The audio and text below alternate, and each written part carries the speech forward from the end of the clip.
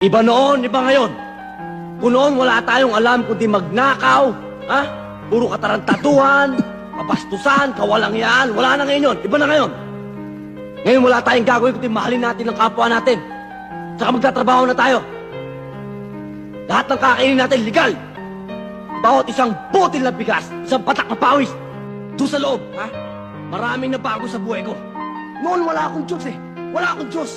Pero meron pala. Mahal na mahal niya ako. Kaya ang unang-una ituturo ko sa inyo kung paano nyo hanapin yung Diyos.